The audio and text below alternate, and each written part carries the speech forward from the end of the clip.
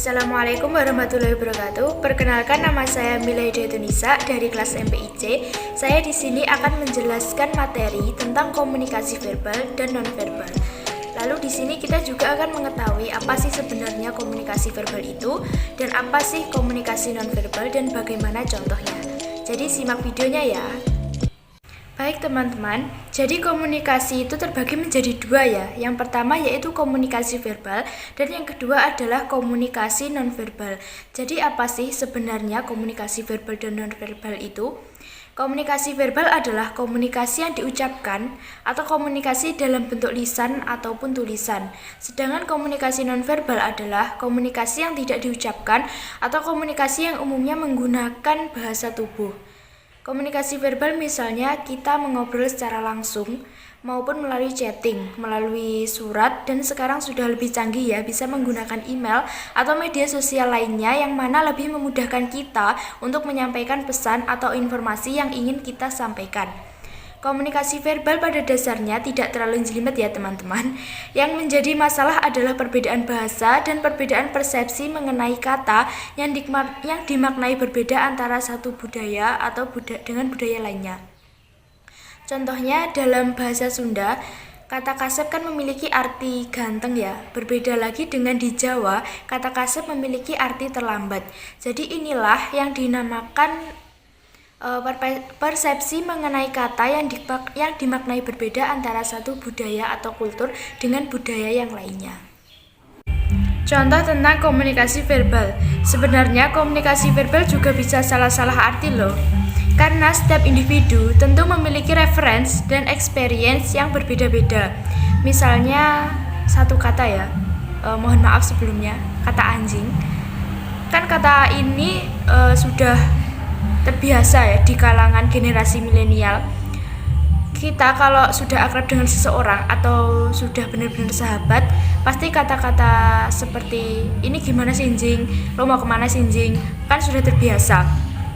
Berbeda ketika kita berbicara menggunakan kata anjing ini dengan orang yang belum akrab dengan kita, pasti orang tersebut merasa kurang nyaman atau bisa saja orang tersebut merasa tersinggung dengan kita, karena setiap orang kan memiliki itu tadi, reference dan experience yang berbeda.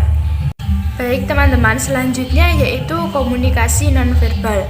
Komunikasi nonverbal adalah komunikasi yang seluruh dunia pun bilang bahwa komunikasi nonverbal merupakan komunikasi yang jelimet ya, karena dipengaruhi oleh reference dan experience.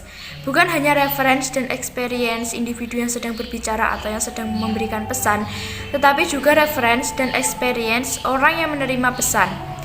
Karena non-verbal communication itu contohnya yaitu yang pertama simbol, yang kedua gerak tangan, yang ketiga sentuhan, keempat gestur, yang kelima vokalik, dan yang keenam kronemik. Yang paling utama dan dalam komunikasi non-verbal yaitu yang pertama simbol, yang kedua sentuhan.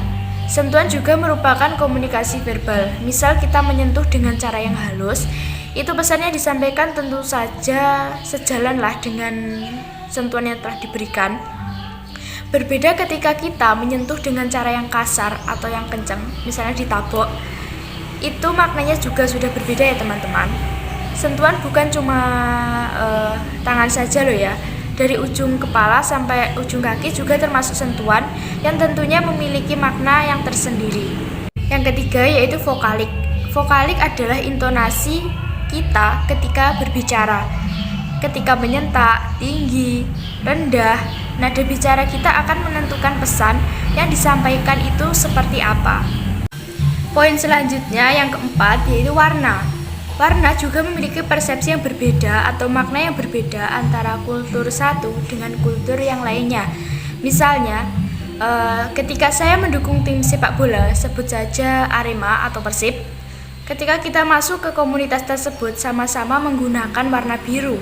Tapi tanpa kita menyebut pendukung yang mana, dengan adanya logo di baju, tentu saja orang-orang sudah mengetahui, oh ini pendukung ini, oh ini pendukung tim itu, dan sebagainya.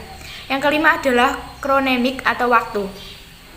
Misalnya ketika kita mau menanyakan sesuatu pada dosen, kita harus memperhatikan waktu, apakah waktunya pas, apakah di waktu tersebut kita mengganggu dosen atau tidak, dan lain sebagainya.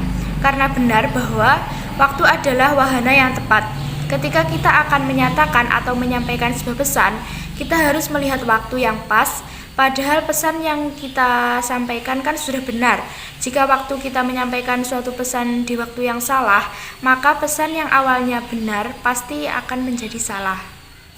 Jadi kesimpulannya, komunikasi verbal adalah segala sesuatu yang diucapkan atau ditulis.